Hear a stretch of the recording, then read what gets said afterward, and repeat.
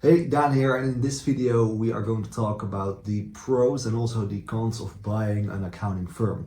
A client of mine, a couple months ago, he actually bought a accounting firm, and I was talking with him the other day about why he did it, his thought about behind it, but also what the pros, the cons are, and what the main things were that he actually paid attention to when buying the accounting firm. So before we dive in, I will quickly introduce myself. My name is Dan and I'm the owner and founder of Accounting Kings, where we work with accounting firms to get them better clients, mainly small, medium-sized businesses that are looking to outsource their monthly accounting and tax services. And I create these videos for you all simply because I talk a lot with accountants. I am really focused on the sales and marketing and how to optimize those processes for accounting firms, and by creating these videos I hope you just make some more money and help some more people. So the main reason, and that's also directly the main benefit why my client actually bought the accounting firm, was because he wanted to grow fast. Of course, if you are an accountant, you know yourself that mainly you grow from referrals and word of mouth, and if you want exponential growth, you want to double your firm in the next few months, it's very hard to do this from referrals, right? Let's say you have a couple hundred clients, mainly probably tax if you work with individuals, and you want to double your firm from referrals. It's pretty hard because all your clients are not going to give you another client when you are going to ask for it. The main pro of buying an accounting firm, if you really want to make some moves with your business, you get results fast. And with referrals, it's a bit slower, and with marketing, of course, it's also not as fast as buying a firm. Another reason why he actually bought an accounting firm is because he also needed staff for his own firm. And he actually knew that the accounting firm that he was buying still had some capacity left. So he also directly bought the staff and the employees of the accounting firm that were already trained and experienced, which will be pretty hard to actually find out there yourself in a world where there are a lot of people looking for accounting needs and not that many people actually that are really experienced and can help those people with those accounting needs. So one of the reasons he actually bought the firm was to also get the staff to also properly serve his clients that he already had with his current firm. So it was very fast growth. He just wanted to build his firm to multi-seven figures. And he also got the staff so he could actually work a bit more on the business instead of working in the business, which is a goal of most of the accountants. One of the cons that he actually experienced was he had a lot of experience already. So he had like 30 years of running an accounting firm, but he also acknowledged that if you do not have all the systems and processes in place, it will be a total shit show of actually getting those clients on board. And it already was not hard, but it was a pretty big challenge to have all the systems in place to not upset the current clients. So he said that when he actually made the transition, there were still some issues with processes that he didn't really prepare for. Another big thing is that if you are going to buy clients from someone else, so another accountant, there is a chance that those clients, business owners, individuals, will be loyal to the other person. And maybe they've been working with this other person for 30 years and they will not be loyal to you because they don't know, like, and trust you.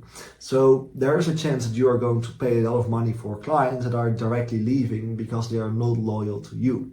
And this also brings me to the other point, another downside to buying a firm is that most of the time you buy a firm from an older accountant, right? That is going to retire.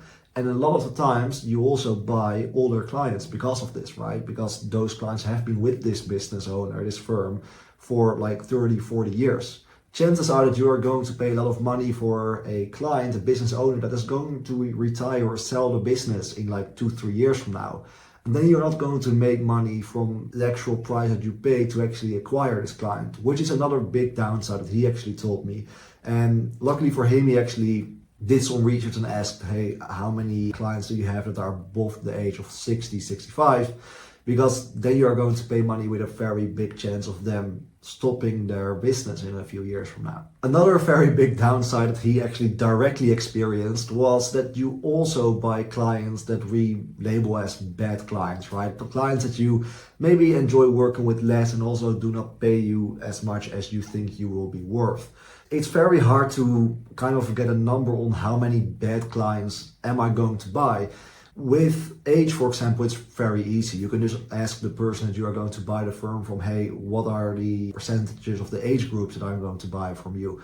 But with bad clients, it's very hard. You can even have a client that is going to pay you a lot of money. You rather do not work with because they give you all the documents like minutes before deadlines, or they just don't really communicate with you and give you the information that you need, or you just don't really think it's a really good fit for your business and style of running your firm. You don't really have a very big insight in how many bad clients you will actually buy, which he also directly experienced. Another big thing that he also experienced, and this also refers back to that you typically buy an accounting firm from an older person, is that the staff that he actually got with the firm and the processes in the firm were pretty old and aged. And he was very modern. He had a lot of modern processes and even a lot of AI integrated in his business already. And the clients that he bought and also the staff that he actually got with the firm that he bought were pretty old school. They were not really familiar with how to upload documents, and they were not really a fan of the new technology style type of firm that he was going to build, which resulted in some of the clients actually complaining, and they wanted to get back to the old processes, which was not really the ideal situation of the person actually buying the firm. So that's something to also keep an eye on. And it's mainly that you, if you're going to buy a firm, you need to be aware that you are going to buy something from someone because they most likely are going to retire. So everything can be aged, which can be a challenge of you to actually convince and teach people how to change their accounting, bookkeeping, and tax processes to a modern way, which some of the clients that you will buy maybe don't want to do. And another big downside of buying an accounting firm, in my opinion, is that you will always be depending on the work of someone else. If you only grow from referrals, networking, and word of mouth, which are like the typical ways accounting firms grow, and you also buy the accounting firm from someone else, you're always really depending on your own work, which is of course a good thing, but not really scalable in terms of referrals. And you will also be depending on the work that someone else is doing with building their firm. Well, if you can actually invest the same time and also money in building your own sales and marketing processes, so that you can just, for example, say, I'm going to invest $1,000 per month in digital advertising, and I know for sure I will get 4 or 5 bookkeeping clients from it. It's also very scalable, and you build a really big process for yourself, which if you are going to sell your firm in the future, you can actually go to the buyer and say, hey, I already have a proven and predictable process of acquiring clients. I know for sure if I'm going to spend $1,000 per month, I will get, for example, 4,000 in monthly recurring revenue back. This is something that you're also going to buy. So the value of your firm will also increase because of this. And that's not something that you will get if you are going to buy an accounting firm.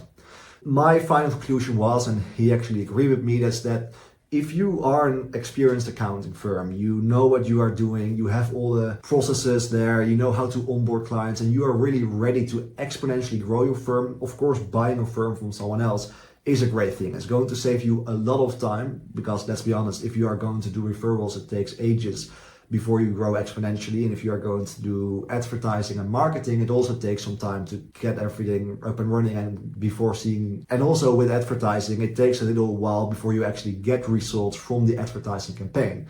If you are going to buy a firm, it's just instantly, and those are your clients. But you can only really do this if you have the experience already. So we agreed on the fact that if you are a new accountant, you have been in the accounting field for a couple of years, and maybe you've managed like 1 or 2 clients on your own, it doesn't really make a lot of sense to actually buy an accounting firm because you don't really have the processes and the systems in place to properly serve those people. But if you are an accounting firm and you want to grow exponentially, you have the money left, then of course, by all means, buy the firm. But if you want to grow a little bit more gradual and you don't really have the money to invest to buy an accounting firm, then I think it's better to actually create a sales and marketing process for your own firm so that you can still grow faster than your current growth rate with the referrals that you are getting. You will not actually have the problem of bringing on board a lot of clients that you actually cannot handle with your current processes. But you do build a process and a system that will actually serve you in the future, where you can just say, okay, well, I have some money left. I don't have like hundreds of thousands left to buy a firm, but I have a couple $1,000 left. I'm actually going to spend this on advertising for my firm. So it's a bit more predictable. Yeah, that's my take on it. Maybe you've learned from it. Maybe it gave you a couple of ideas. If you are an accounting firm and you want to build those sales or marketing processes, but you maybe don't have the time or the expertise to do this all yourself, then there's a link in the description. You can click on it where you can actually see how we can help you in a way where we don't profit until you do. If you enjoy this video or maybe you have questions, leave them in the comments. Leave a like if you learned something, and if you want to see more videos, don't forget to subscribe. And again, thank you so much for watching this video. Thanks.